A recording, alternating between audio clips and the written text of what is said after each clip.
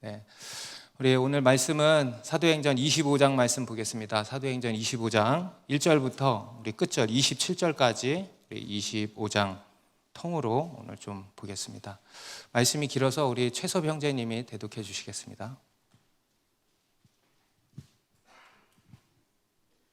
베스도가 부임한 지 3일 후에 가이사랴에서 예루살렘으로 올라가니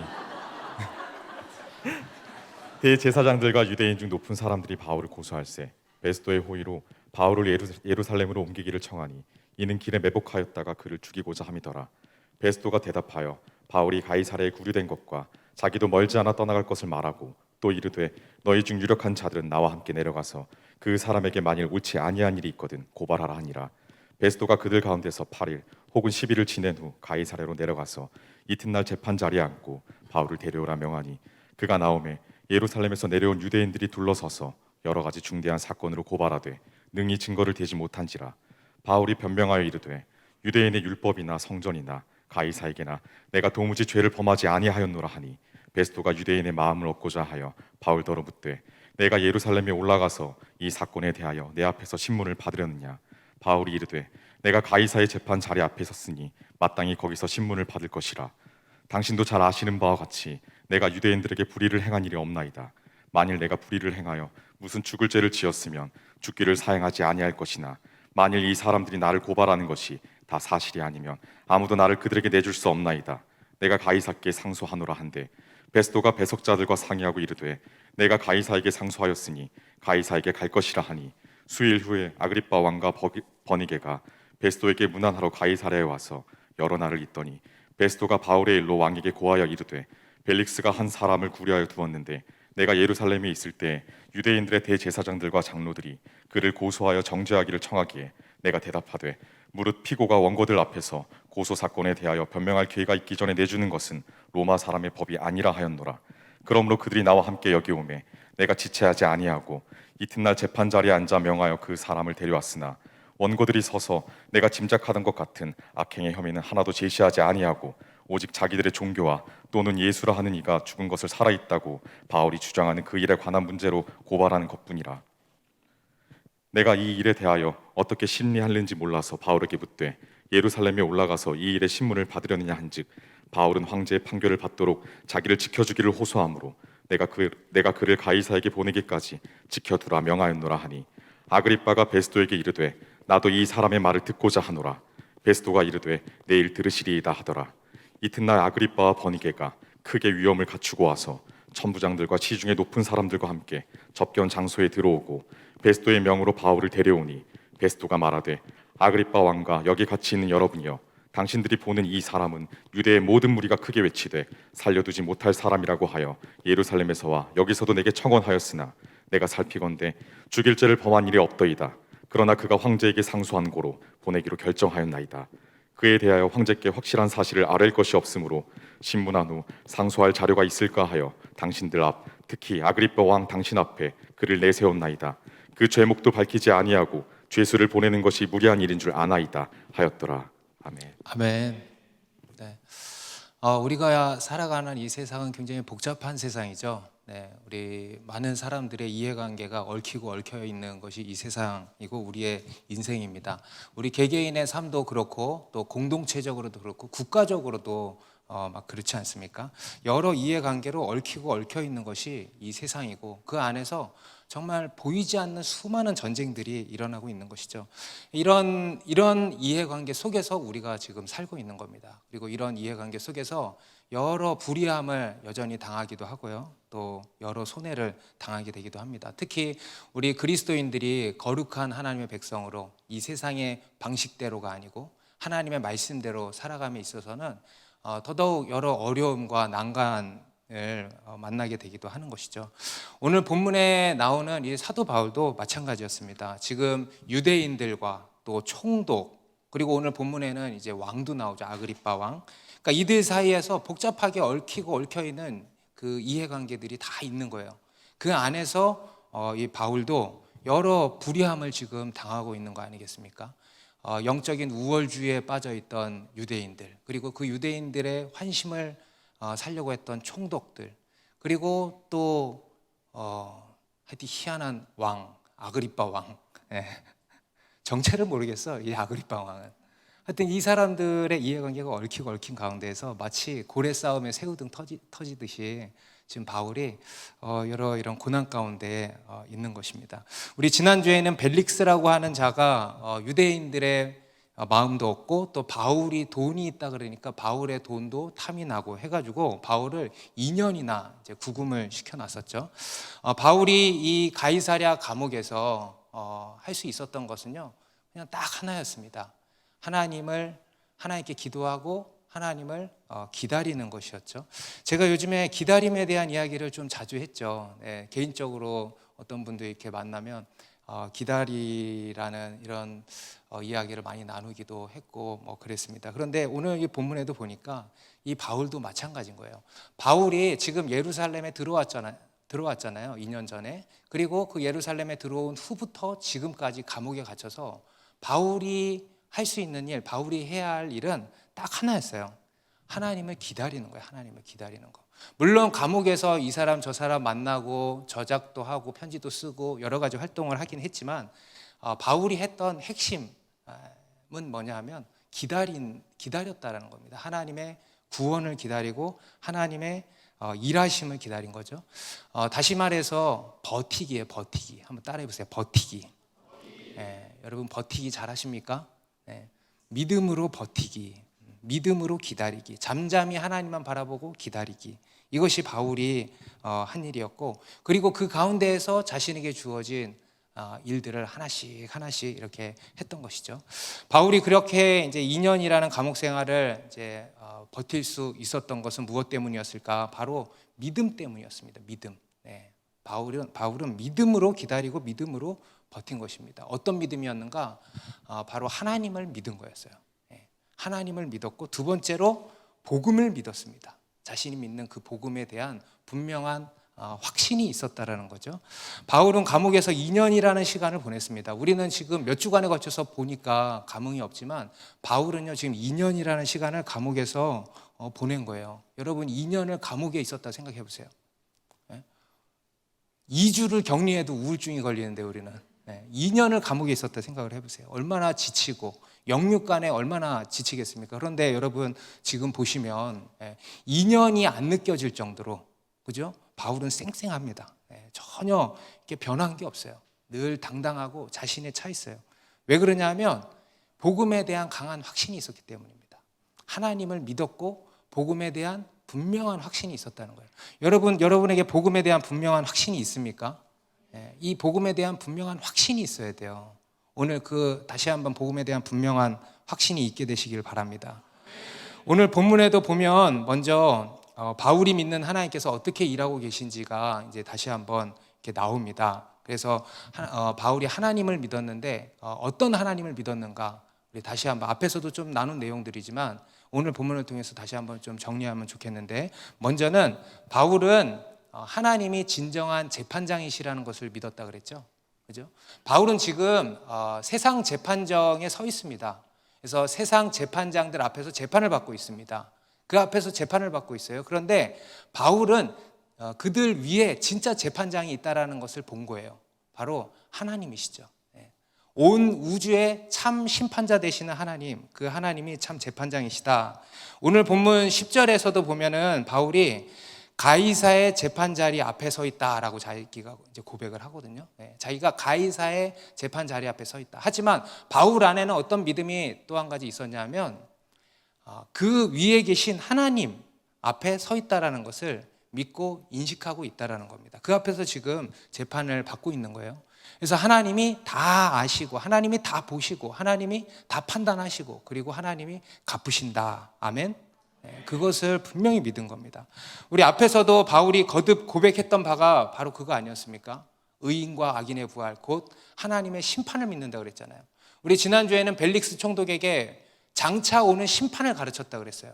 그죠? 지금 재판정에서 로마의 재판 그리고 심판이 아닌 다른 진정한 심판을 지금 얘기하고 있는 거예요.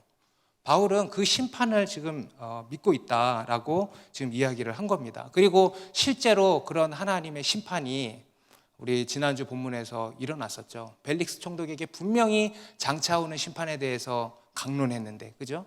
벨릭스 총독이 믿었어요, 안 믿었어요? 안 믿었어요. 장차오는 심판에 대해서 강론하고 의와 절제의 삶을 살라고 분명히 경고했는데 안 들었습니다. 그리고 실제로 2년 뒤에 어떻게 된 겁니까? 벨릭스 총독이 파면당했어요. 그죠? 네. 하나님이 심판하신 거였다고 말씀을 드렸습니다. 하나님이 심판하신 거죠. 바울의 말을 듣고 회개하고 돌이켰으면 되는 것인데 그러지 않고 계속 버팅기니까 진짜 하나님의 심판이 임했던 거죠.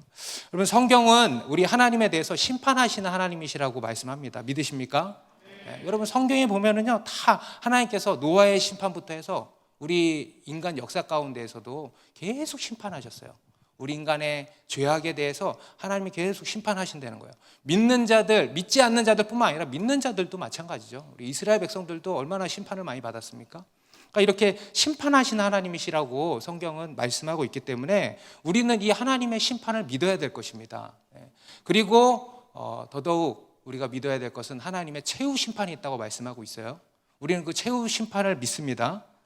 그리고 그 심판을 믿는 믿음으로 살아가는 거, 이게 믿음이고 이게 우리 그리스도인의 삶인 거예요. 그래서 우리는 하나님의 심판을 믿고 그 믿음으로 하나님 앞에 두렵고 떨림으로 살아가는 거죠. 우리 다니엘서 5장에도 보면 다니엘서 5장 앞에도 그 바벨론의 왕 느부갓네살 왕이 교만해가지고 하나님이 치신 적이 있잖아요. 그리고 이 느부갓네살 왕이 그래도 그나마 겸손하게 하나님 앞에 엎드리고 회개하니까 하나님이 다시 복직시켜 주신 이야기 있죠. 그리고 나서 바로 5장에 벨사살 왕이 나와요. 벨사살 왕. 이 벨사살 왕은 자기 선친 느부갓네살의 사건으로 교훈을 얻고 겸손해야 되는데 아주 교만이 하늘 꼭대기에 다다라가지고 그 자리에서 즉결 심판을 받았죠. 그래서 연회를 베풀고 그 연회 자리에서 성전의 기물을 다 가져와라 해가지고 거기다가 술을 따라서 이건 먹은 게 아니고 처먹은 거라고 제가 옛날에 말씀드렸죠. 처먹은 거예요. 성전 기물에다가 술을 따라서 처먹은 거예요. 그러니까 하나님이 그 자리에서 이제 직결 심판하신 거예요. 놀라운 일이 일어났죠. 손이 나타나서 손에 저 벽에 어떤 글씨를 쓰는 거예요. 그리고 바벨론의 지혜자들을 다 불러서 저게 뭐냐, 빨리 해석해라 그러니까 아무도 해석을 못해요. 그러다가 나중에 다니엘이 나타나서 해석을 해주죠. 메네메네 데겔 우바르신이라고 하는 글자였습니다. 메네메네 데겔 우바르신. 무슨 뜻인가 하면 메네메네는 하나님이 이미 왕의 나라의 시대를 세워서 그것을 끝나게 하셨다. 이제 당신은 끝이다 이 말이에요. 그리고 데겔이 뭐냐면 데겔, 왕을 저울에 달아보니 부족함이 보였다. 왕을 하나님이 저울에 달아보셨다라는 거예요. 그리고 베레스는 왕의 나라가 나뉘어져서 메대와 바사에게 넘겨질 거다. 이렇게 이제 해석을 해주고 그리고 나서 바로 이 벨사살 왕이 죽습니다. 그리고 나서 이 바벨론이 메대 바사 제국으로 넘어가게 되죠. 여기서 데겔의 뜻 뭐라 그랬어요? 왕을 저울에 달아보셨다라는 거죠. 여러분, 이 벨사살 왕만 저울에 달아보실까요? 그럴까요? 왕만 달아보시는 거예요? 저만 달아보시는 거예요? 아니에요. 우리 한 사람 한 사람을 저울에 달아보신다는 거예요.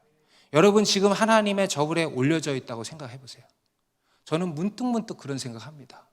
문득문득 내가 하나님의 저울에 올려져 있다면 어떨까? 여러분, 두렵죠? 두렵죠? 이 두려움이 믿음이고 이 믿음으로 살라는 것입니다. 하나님은요, 지금 여러분들의 인생을요, 지금 달아보고 계신다는 거예요. 우리의 행함, 우리가 살아온 삶에 대한 것들을 달아보신다라는 겁니다. 바울은 이 하나님의 심판을 믿은 거예요. 그리고 두 번째로 바울은 뭘 믿었냐? 하나님의 호위하심을 믿었습니다. 호위하시는 하나님을 믿었어요. 하나님이 철저히 지키신다, 호위하신다. 지금까지도 수없이 바울이 경험한 바죠. 여러 자신을 살해하려는 그 원수의 관계들이 있었음에도 불구하고 하나님이 다 막아주시고 알게 해주시고 피하게 해주시고 피할 길을 내시는 하나님, 철저히 지켜보호 해주셨어요. 죽음 가운데에서도 하나님이 다시 살려주신 적도 있죠. 오히려 그것을 통해서 3층 천을 경험하는 기회로 삼아주신 하나님. 그러니까 바울의 영혼육을 철저히 보호하시고 지키셨다라는 겁니다. 그리고 지금 이 예루살렘의 여정에서도 이 원수들의 수많은 관계와 여러 모략 가운데서도 하나님이 지금 철저히 지키고 계시는 거예요. 특별히 이 로마라고 하는 세상의 법과 권력 이런 것들을 들어서 이것을 통해서 지금 지켜주고 계시는 거 아니겠습니까? 우리 얼마 전에는 엄청난 470명인가 경비병을 대동해서 이송될 수 있도록 그야말로 원수의 목전에서 상을 차려주시는 듯한 이런 장면도 연출이 됐었죠. 그러니까 이 모든 게 우연인 것 같지만 그 로마 사람들이 그냥 호의를 베푼 것 같지만 아니라는 겁니다. 그 위에 하나님이 계신다. 여러분, 하나님이 우리와 함께 하시는 줄 믿으시기 바랍니다. 우리가 아무리 환난 가운데 있어도요, 여러분, 하나님이 우리를 붙들고 계시는 거예요. 오늘 본문에서도 보면은 또 한 번 그런 관계가 펼쳐지죠. 우리 유대인들이 이제 베스도가 새로 부임을 한 거예요. 총독이 새로 부임하면은요, 여러 호의들을 베푼다고 합니다. 오늘 이게 1절에 보니까 예루살렘으로 이제 올라간 거죠. 취임하고 취임 인사 겸 예루살렘에 방문한 겁니다. 그리고 이제 베스도가 이제 호의를 이제 베풀 거라고 알고 이 유대인들이 그걸 이용해 먹은 거예요. 그래서 이제 한 가지 부탁을 한 것이 뭐냐면 바울을 예루살렘으로 옮겨와 주십시오. 바울은 죽일 놈입니다. 우리가 재판하게 옮겨와 주십시오. 그렇게 한 이유가 뭐라고 하니까 바울이 예루살렘으로 올 때 테러단들이 매복해 있다가 바울을 살해하려고 지금 계획을 한 거예요. 그런데 보니까 이에 대해서 베스도가 허락을 합니까 안 합니까? 허락을 안 해요. 벨릭스였으면 허락을 했을지 몰라. 근데 이 베스도는 허락을 하지 않습니다. 그래서 나 이제 좀 이따 갈 거니까 니네 중에 몇 명이 따라와서 거기 가서 재판하자, 이렇게 이야기를 한 거죠. 우리 잠언서 21장 1절에는 이렇게 말씀합니다. 같이 읽습니다. 시작.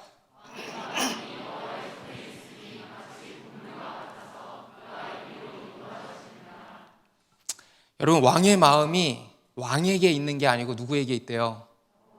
여호와의 손에. 믿으십니까? 여러분 삶에, 여러분 세상에 왕들이 있죠. 직장 상사가 있고 또 모시기 막 있잖아요. 그죠? 그들의 마음이 누구에게 있습니까? 여호와께. 여러분, 우리 하나님은요, 사람의 마음도 주관하시는 하나님이시라는 겁니다. 그 마음을 열기도 하시고 닫기도 하시는, 그 마음을 완고하게도 하시고 그 마음을 부드럽게도 하시는 그런 하나님이시라는 거예요. 그래서 지금 이 베스도 총독의 마음도 베스도가 결정해서 호의를 베푼 것이 아니고 뭡니까? 하나님이 그렇게 하신 거예요. 아멘? 하나님이 그렇게 그의 마음을 움직이신 거예요. 그래서 하나님이 또 한 번 바울을 지금 호의하시는 거죠. 우리 마태복음 10장 29절에서 예수님이 그러셨어요. 참새 2마리가 한 아사리온에 팔리지 않느냐? 그러나 너희 아버지께서 허락하지 아니하시면 그 하나도 땅에 떨어지지 아니하리라. 아멘. 여러분, 참새 한 마리도 하나님이 허락하시지 않으면 떨어지지 않는다는 거예요. 우리는 어떻겠습니까? 여러분, 안심하시기 바랍니다. 하나님을 믿으세요. 하나님은 실수하지 않으십니다. 하나님은 선하시고 완전하신 하나님이세요. 그리고 세 번째로 바울은 하나님의 약속의 하나님을 믿었다 그랬어요. 하나님께서 약속의 말씀을 이루신다는 것을 믿은 겁니다. 지금 이 바울에게도 한 가지 특별한 약속을 주신 게 있잖아요. 우리 앞에 23장 11절에 그날 밤에 주께서 바울 곁에 서서 이르시되 담대하라, 내가 예루살렘에서 나의 일을 증언한 것 같이 로마에서도 증언하여야 하리라 하시니라. 뭡니까? 네가 나중에 어디? 로마에서도 증언하여야 하리라. 로마에서도. 여러분, 로마에서도 증언하여야 하리라, 이 얘기는 뭐예요? 지금 예루살렘에서 바울이 산다 죽는다? 산다는 거예요. 산다는 거. 여러분, 장래일에 대한 어떤 하나님의 예언의 말씀들, 이러한 하나님의 약속을 받으신 게 있습니까? 붙드시기 바랍니다. 그리고 없다 그러면 사모하시면 좋겠어요. 하나님께서는 우리에게 이러한 약속의 말씀을 주십니다. 비전의 말씀을 주신다는 거예요. 그래서 그 말씀을 사모하시고 받고 붙드시기 바라요. 그러한 주님의 비전의 말씀이 우리 더 사랑하는 교회 가운데 풍성하게 부어지기를 바랍니다. 바울은 이 하나님의 비전의 말씀, 하나님의 약속이죠. 이 약속을 믿은 것입니다. 그래서 하나님께서 어떤 방법일지는 모르지만은 하나님의 놀라운 방법으로 로마에 가게 하실 거다. 그리고 로마에서도 이같이 복음을 전하게 하실 거다라는 것을 믿은 거죠. 다시 말해서 여러분, 바울은요 지금 이미 결론을 알고 있는 거예요. 과정은 몰라도 이 상황에서 결론은 알고 있는 거예요. 여러분, 우리가 어떤 위기 상황 속에서도 결론을 안다 그러면 어때요? 두렵지 않죠. 이길 수 있죠. 물론 조금 두려울 수 있죠. 하지만 두려움을 이길 수는 있는 거예요. 어떤 위기 상황이 와도 우리가 결론을 안다 그러면 이길 수 있는 거예요. 그런데 여러분, 우리 그리스도인은요, 그 결론을 안다라는 겁니다. 여러분, 아브라함도 하나님의 명을 따라서 네 독자 이삭을 번제단에 바쳐라 명하셨잖아요. 아브라함이 그렇게 할 수 있었던 것은 단순히 하나님을 향한 충성이 아니었다 그랬어요. 믿음이었습니다. 믿음.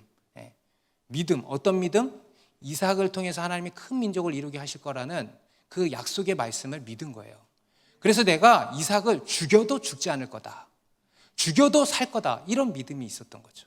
이것도 뭐냐면 결론을 아는 거예요. 여러분, 우리 그리스도인은요, 결론을 아는 자들입니다. 다시, 우리 그리스도인은 누구다? 여러분의 인생의 결론을 아십니까? 아는 거예요. 여러분, 이 세상의 결론을 아십니까? 아는 거예요. 여러분, 지금 내가 처한 상황에 대한 결론도 아십니까? 아는 거예요. 아는 거예요. 구체적으로 몰라서 그렇지. 시집 가고 장가 갈 거라는 거예요. 하여튼 얘기가 이상한 대로 새. 주여. 여러분, 우리가 처한 이 상황 속에서도 우리는 결론을 아는 겁니다. 하나님은 최고의 하나님이시고 우리에게 최선을 주신다, 합력하여 선을 이루신다, 이러한 결론을 우리가 아는 거예요. 여러분, 지금 바울이 이 힘든 감옥 생활을 이길 수 있었던 비결이 바로 이겁니다. 결론을 알았다는 거예요. 그리고 하나님을 믿은 거예요. 진정한 재판장 되신 하나님, 철저히 호위하시는 하나님, 그리고 하나님의 이 약속의 말씀, 이 결론을 미리 다 알고 믿었다라는 겁니다. 여러분, 우리 그리스도인의 삶은 믿음으로 하나님을 기다리는 삶입니다. 믿음으로 버티는 거예요. 여러분, 잘 버티시기 바랍니다. 잘 기다리시기 바라요. 제가 요즘에 뭐 이런 기다려라 이런 말씀 많이 드리지만 요즘만이 아니고 우리 그리스도인의 삶 자체가 그냥 기다리는 거예요. 기다리는 거. 여러분, 여러분을 향한 하나님의 약속의 말씀이 성취되기를 원하십니까? 그러면 여러분, 한 가지 꼭 기억하셔야 돼요. 지금 내 삶에 하나님의 약속의 말씀이 성취되기를 원하신다 그러면 한 가지 꼭 기억하셔야 되는 게 있는데, 뭐냐 하면 이 하나님의 약속의 말씀이 성취되기까지 여러 시련과 시험이 찾아온다는 것을 아셔야 됩니다. 그냥 이루어지는 게 아니에요. 여러 시련과 시험이 찾아온다는 거예요. 아멘? 여러분, 성경에 나와 있어요. 성경을 보세요. 하나님이 매 때때마다 그 각 사람에게 약속을 주시잖아요. 그런데 보면은 약속만 받고 바로 이루어집니까? 아니죠. 다 뭐가 찾아옵니까? 시련과 시험이 다 찾아와요. 그리고 여러 방해와 공격들이 찾아왔단 말이에요. 여러분, 지금 바울도 네가 로마에 가서도 복음을 전할 것이다, 약속의 말씀 주셨는데 지금 뭐가 찾아와 있습니까? 시련과 시험이 찾아와 있는 거예요. 그렇다라는 겁니다. 그걸 알아야 된다는 거예요. 그리고 그것을 잘 인내할 수 있어야 된다는 겁니다. 이게 오늘 본문을 통해서 하나님이 우리에게 주시는 첫 번째 메시지겠습니다. 하나님의 말씀이 성취되기까지 당하는 여러 시련과 시험을 인내하라. 너무 길죠? 제가 줄였는데 길어. 다시, 하나님의 말씀이 성취되기까지 당하는 여러 시험과 시련을 인내하라는 거예요. 다시 여러분들이 해보세요. 하나님의 말씀이 성취되기까지 당하는 여러 시험과 시련을 인내하라. 여러분, 하나님이 여러분에게 주신 약속의 말씀이 있을 것입니다. 그것이 성취되기까지 지금 시련과 시험 가운데 있으시죠? 그것을 잘 인내하시기 바랍니다. 잘 기다리세요. 약속의 말씀을 붙들고 버티세요. 버티면 이기는 거예요. 여러분, 기다리면 다 된다 그랬죠? 버티면 이기는 줄 믿습니다. 그럼 버티면 하나님이 길을 내시는 거예요. 오늘 이 본문에도 보니까 하나님이요, 이 바울 버티니까, 믿음으로 버티니까 길을 내셨잖아요. 우리 뒤에 9절부터 보면 바울이 뭐라 그래요? 베스도에게 내가 로마 황제에게 상소하겠다 그러죠. 그리고 베스도가 그렇게 하라고 허락을 합니다. 우리 11절 12절에 만일 내가 불의를 행하여 무슨 죽을 죄를 지었으면 죽기를 사양하지 아니할 것이나 만일 이 사람들이 나를 고발하는 것이 다 사실이 아니면 아무도 나를 그들에게 내줄 수 없나이다. 내가 가이사께 상소하노라 한데 베스도가 배석자들과 상의하고 이르되 내가 가이사에게 상소하였으니 가이사에게 갈 것이라 하니라. 바울이 그러죠. 내가 가이사께 상소하노라. 그러니까 베스도가 그럽니다. 네가 가이사에게 상소하였으니 가이사에게 갈 것이라. 할렐루야. 하나님께서 이렇게 길을 내신 거예요. 하나님께서 길을 내신 거예요. 로마로 가는 길을 내신 거예요. 오늘 우리 간증한 자매님도 보세요. 그 직장에서 버티니까 길이 나잖아. 최초의 1인이 됐대잖아. LGBT 퍼레이드 안 나가는 최초의 1인이 되고 자기만 안 나가는 게 아니라 회사에 다른 크리스찬들 나가지 않아도 되는 그런 길이 난 거예요. 주님이 하신 줄로 믿습니다. 버티면 그렇게 길이 나는 거예요, 여러분. 여러분의 직장 가운데서요, 그리스도인으로서의 삶을 버티세요. 그러면 살 수 있는 길이 나는 거예요. 나만 사는 길이 아니고 다른 믿는 자들도 같이 사는 길이 나는 것입니다. 그래서 그렇게 버티는 거예요. 우리 좌우에 이렇게 인사합시다. 믿음으로 버팁시다. 버티면 길이 날 것입니다. 아멘. 그리고 두 번째로 바울은 첫 번째로 하나님을 믿었다 그랬어요. 그리고 두 번째로 복음을 믿은 거예요. 복음. 다시 말해서 복음에 대한 분명한 확신이 있었다라는 겁니다. 다시 말해서 복음으로 인한 분명한 자기 정체성. 복음으로 인한 분명한 자기 정체성. 여러분들 안에 이게 있어야 돼요. 이것을 갖고 있었다라는 거예요. 오늘 본문 13절부터 보시면 이제 또 다른 인물들이 이제 등장을 하는데 바로 아그리빠 왕과 버니게라고 하는 사람입니다. 우리 13절에 수일 후에 아그리빠 왕과 버니게가 베스도에게 문안하러 가이사랴에 와서 여기서 아그리빠는 이제 헤롯 아그리빠 2세입니다. 앞에 우리 12장에서 야고보 사도를 죽이고 교회를 핍박한 그 헤롯, 충에 먹힌 벌레에 먹혀서 죽은 헤롯 기억나시죠? 그 사람이 헤롯 아그리빠 1세고 그 사람 아들이 지금 이 헤롯 아그리빠 2세예요. 그 당시 팔레스타인 지역을 이제 통치하던 왕이었습니다. 그리고 버니게는 누구냐면 이 아그리빠 2세의 누이이자 아내라고 하긴 그렇고 동거녀. 하여튼 완전 콩가루 집안에. 앞에 나왔던 벨릭스의 아내 드루실라 생각나십니까? 그 드루실라의 언니예요. 언니. 별 놀라도 의미 없는데 놀라시네.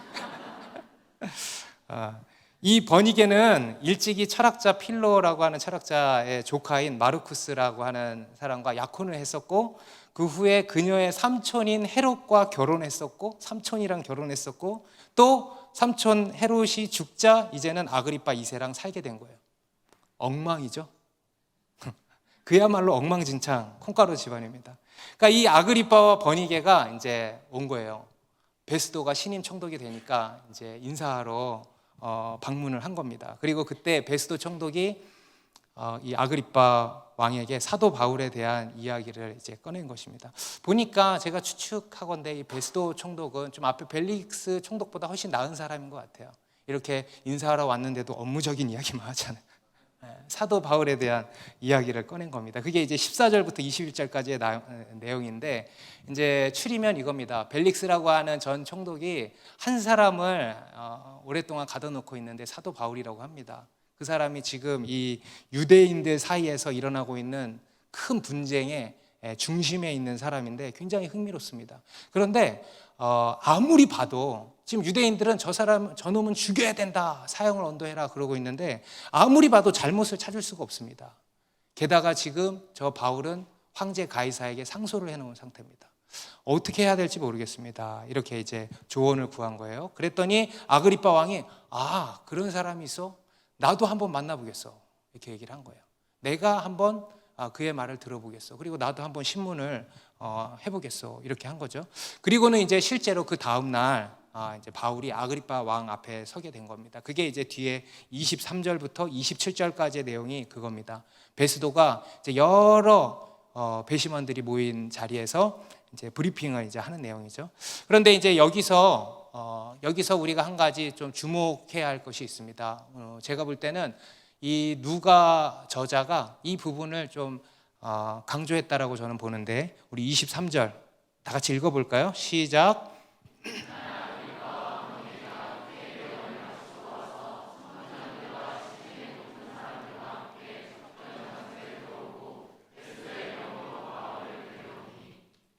우리 앞에 천부장 루시아, 벨릭스, 베스도 앞에서 바울이 다 서서 신문을 받았거든요. 거기서는요, 이러한 자세한 배경 묘사가 없어요. 그냥 벨릭스 앞에서, 베스도 앞에서 이제 고발하고 변호하고 다 이렇게만 돼 있습니다. 그런데 유독 이 아그리빠와 버니게 앞에 바울이 섰을 때 이렇게 묘사가 돼 있는 거예요. 아그리빠와 버니게가 크게 위엄을 갖추고 와서 천부장들과 시중에 높은 사람들과 함께 접견 장소에 들어오고 베스도의 명으로 바울을 데려오니. 여러분, 무슨 행사 같지 않습니까? 그죠? 지금 이 아그리빠 왕은요, 사실 바울 사건에 그닥 관심이 없어요. 바울 사건에 관심이 있는데 진짜 그 사건에 순수하게 관심을 가지는 게 아니라는 겁니다. 사실 그보다도 이 아그리빠 왕에게는 이 바울 사건은 궁중의 오락거리로 삼을 만한 좋은 그런 사건이 된다라는 것이었죠. 그러니까 그 당시에 이제 그런 일들이 많았다 그럽니다. 그래서 그런 것들이 그냥 하나의 행사처럼 오락거리로 막 쓰였대요. 지금 이 바울 사건이 그 당시 유대인들 사이에 아주 핫한 이슈라 그랬잖아요. 그러니까 그러기에 너무 좋죠. 아그리빠 왕이 이제 다 그 앞에 나타나서 자기를 뽐내는 거예요. 이 헤롯 가문은 뽐내기를 좋아해요. 다시 말해서 자기를 과시하려는 것에 목적이 있었다는 겁니다. 그래서 지금 이 아그리빠 왕 앞에 바울이 선 이 13절부터 27절까지 내용에서 우리가 주목해야 될 게 바로 이거예요. 헤롯 아그리빠는 지금 자기를 과시하고 있다는 거예요. 자기를 과시하고 있다. 아까 앞에서 언급했던 벨사살, 바벨론의 벨사살 왕, 그도 결국은 뭐냐 하면 자기를 과시하기 위해서 연회를 베풀고, 그리고 자기 힘을 과시하기 위해서 성전 기물을 갖고 오라 그래서 거기서 술 따라서 먹고 이렇게 했던 거거든요. 그러다가 망했죠. 심판을 당하지 않았습니까? 자기 과시, 자기 자랑. 이것은 오늘날 우리 인간의 모습을 잘 보여주는 것이기도 합니다. 여러분, 우리 인간은요, 누구나 자기를 과시하고 싶어 한다는 거예요. 자기를 과시하려고 살아요. 어떻게 보면은 우리 삶에 굉장히 중요한 목표 중에 하나가 되어 있습니다. 육신의 정욕, 안목의 정욕, 이생의 자랑이라 그러잖아요. 이생의 자랑, 이게 뭡니까? 자기 과시예요. 자기 자랑. 대놓고 과시하거나 은근히 과시하거나 우리는 둘 중에 하나예요. 자기 성향 따라서 누구나 사람은 과시한다는 거예요. 소비를 해도 자기를 과시하기 위해서 소비를 한대요. 이거를 과시적 소비라 그런답니다. 과시적 소비. 자기를 과시하기 위해서 소비를 하는 거예요. 사람들이 명품 사서 걸치고 수입차 타고 하는 것도 결국은 다 뭡니까? 결국은 솔직히 자기 과시 아닙니까? 물론 뭐 사회적인 지위에 따라서 좋은 차 몰아야 되는 게 있죠. 여러분, 대통령은 대통령에 맞는 차를 타야 되잖아요. 그죠? 사회적인 위치에 따라서 뭐 차를 타야 하는 거 분명히 있습니다. 그런데 많은 경우가요, 보면은 자기를 과시하는 데 있다는 거예요. 그 외에도 뭘 하든지 우리 인간은 자기를 과시한다는 거예요. 나 이런 사람이야. 나 이래봬도 이런 사람이야. 이렇게 하는 거죠. 우리 SNS도 사람들이 하는 이유가 물론 주변 사람들과 소통하기 위해서 하는 또 그런 목적도 있겠지만은 그런 목적으로 시작했다가 결국은 어떤 늪에 빠지게 되냐면요, 이 자기 과시의 늪에 빠져버려요. SNS상에 들어가면은. 그래서 다 하는 게 뭡니까? 나 이거 샀다? 그러면서 찍어 올려. 나 여기 갔다 왔다? 찍어 올려. 가서 누리지도 못해. 올릴 생각만 하니까. 나 이런 거 먹었다? 그래서 나 행복하다? 부럽지? 이게 SNS상에서 하는 거예요. 자기 과시죠. 심지어는 그런 사람도 있대요. 가짜로 사서 찍고 환불한대. 참 얼마나 안타까운지 몰라요. 그런 사람들이 있대요. 다 자기 과시예요. 그런데 문제는 이 세상 사람들은 그렇다 쳐도 우리 그리스도인들도요, 이렇게 자기를 과시하는 사람들이 많다는 거예요. 저와 여러분들 안에 이런 게 다 있다는 거예요. 교회 안에서 나 부자라고 과시하는 거죠. 나 돈 많다고. 나 이런 차 탄다고 과시하는 거죠. 나 이런 직업이라고 이런 일 한다고 과시하는 거죠. 또 영적으로도 나 이런 은사 있다고 과시하는 거죠. 이런 거 영적인 거 아니라고 지난주에 그랬는데. 이런 직분 가지고 과시하는 거죠. 성경 몇 독 했다고, 몇 독 했으면 몇 독 한 거지. 과시하는 거예요. 기도 몇 시간 했다고 했으면 하는 거지. 과시하는 거예요. 교회 이렇게 크다고 과시하는 거예요. 별의별 것들 가지고 다 과시해. 그만큼 우리가 과시하고 싶어 한다는 거예요. 우리 안에 그만큼 자기를 과시하고 싶은 유혹을 늘 받는다는 겁니다. 자기를 뽐내고 자랑하고 싶은 유혹.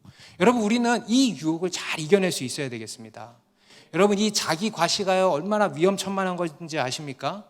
우리 인생을 멸망으로 치닫게 만드는 게 이 자기 자랑, 자기 과시예요. 대표적으로 우리 열왕기하 20장에 보면 남유다의 히스기야 왕, 여러분들 잘 아시죠? 여러분, 이 히스기야 왕이 나라를 말아먹은 사람이에요. 어떻게 하다가 말아먹었냐? 과시하다가 말아먹은 거예요. 히스기야 왕이 병이 났습니다. 그래서 이 바벨론에서 사절단을 보냈어요. 히스기야 왕을 이제 위문하러 온 거죠.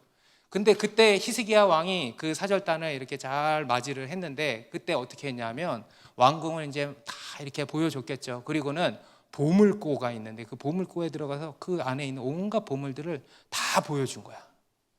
다 보여준 거야. 하나도 빠짐없이. 그리고 나서 이제 잘 가요 하고는 이제 보냈어.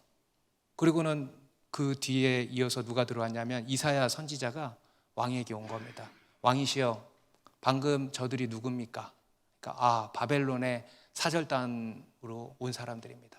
저들이 와서 지금 뭘 보고 갔습니까?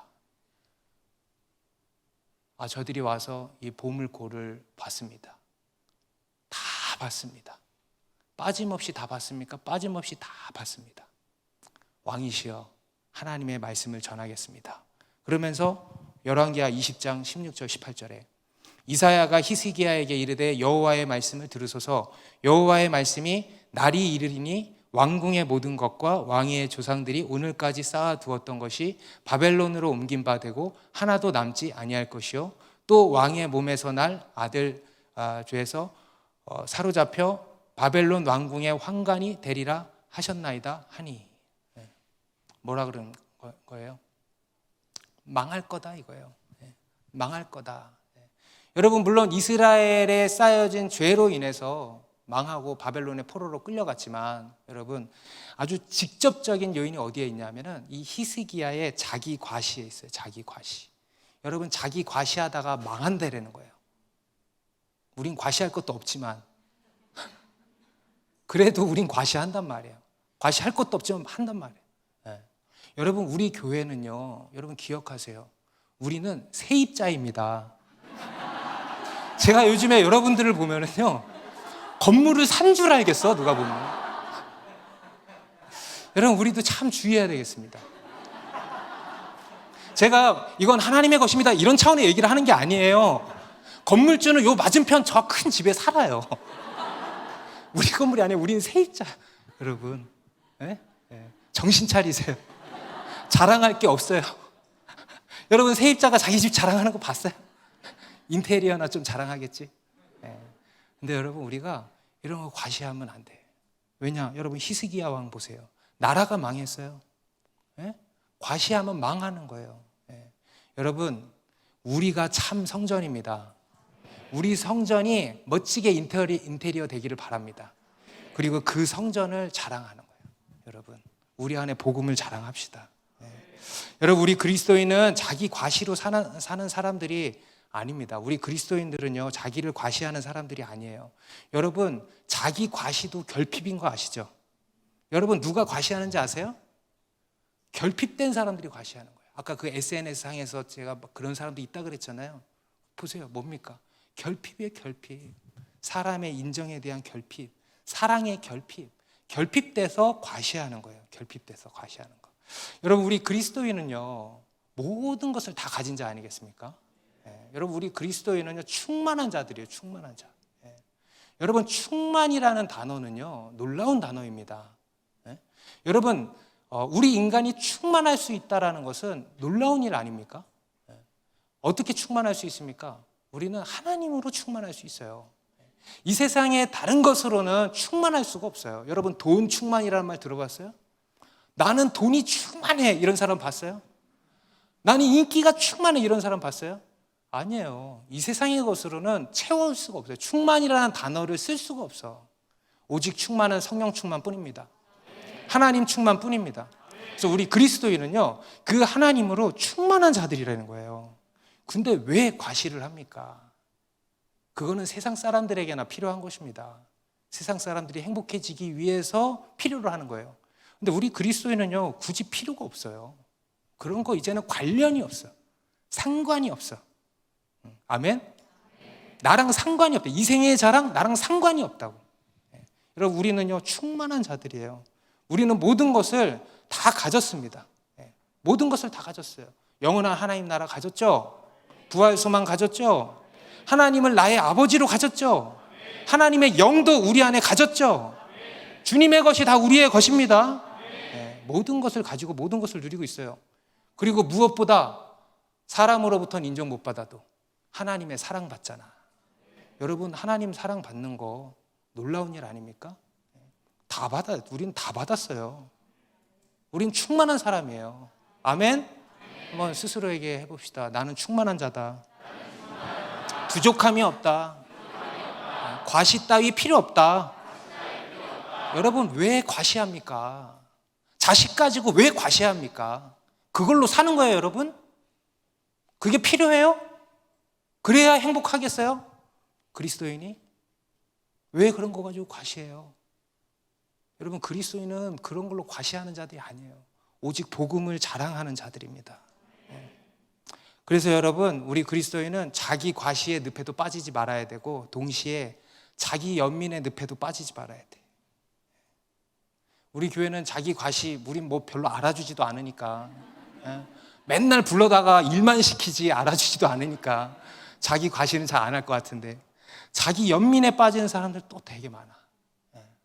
과시하다가 안 되면 연민에 빠져버려. 자기 연민 뭐예요? 자기 스스로를 불쌍하게 여기는 거예요. 자기 스스로가 초라해 보이는 거죠. 이런 짓 한다고 초라해 보이는 거죠. 이런 옷 입는다고 초라해 보이는 거죠. 이런 일 한다고 초라해 보이는 거죠. 똑같아요. 이거 다 자기 연민, 자기 과시. 믿음이 아니에요. 여러분, 우리가 아까 자기 자리에서 믿음으로 버텨야 된다 그랬잖아요.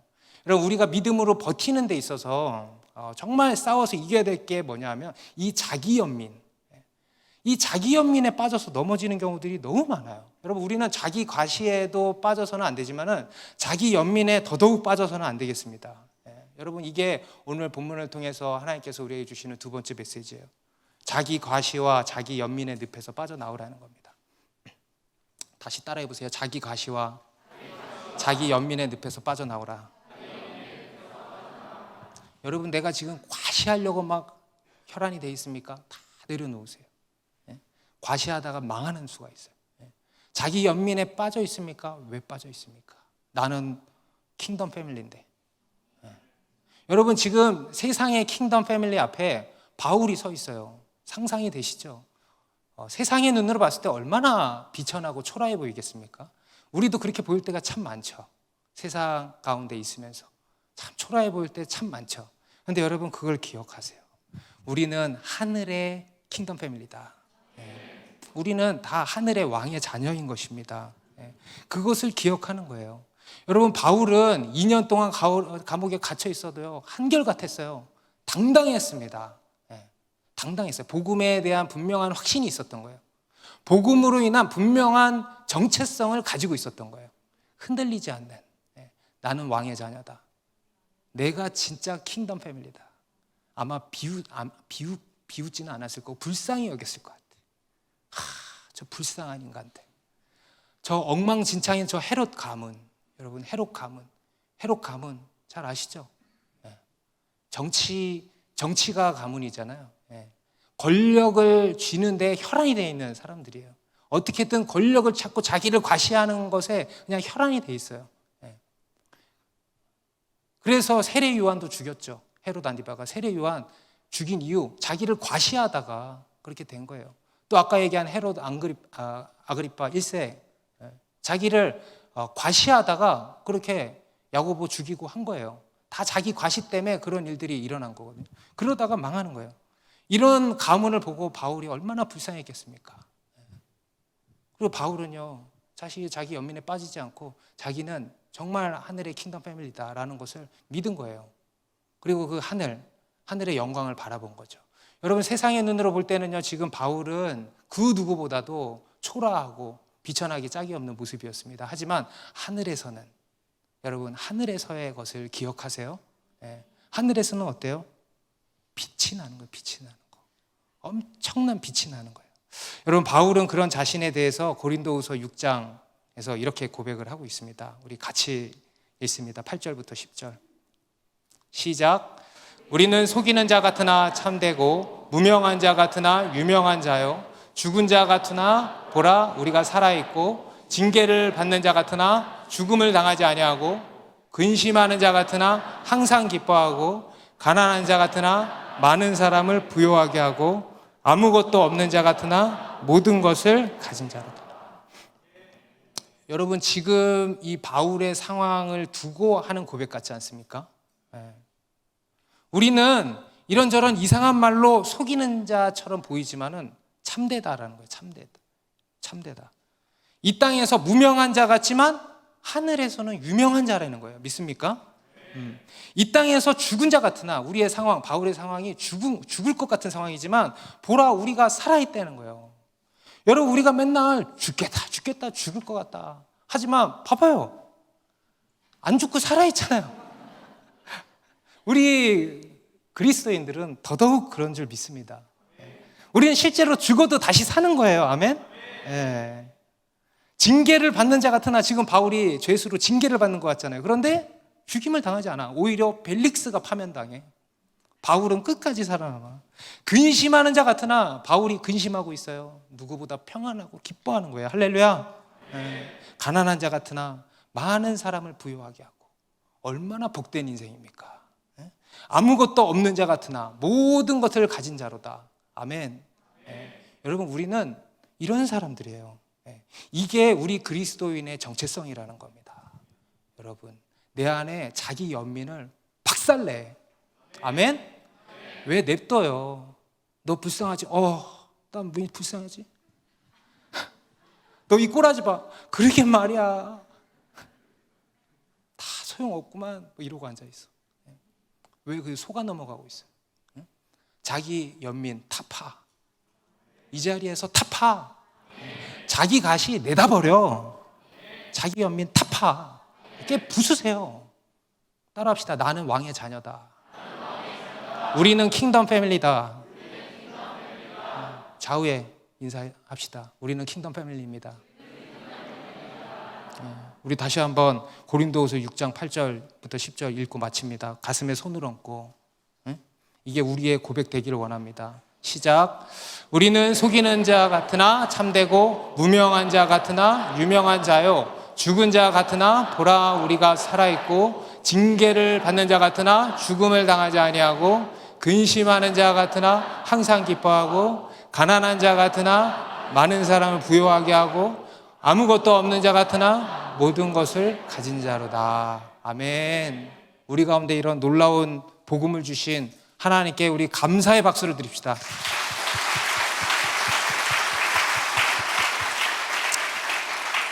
기도합시다.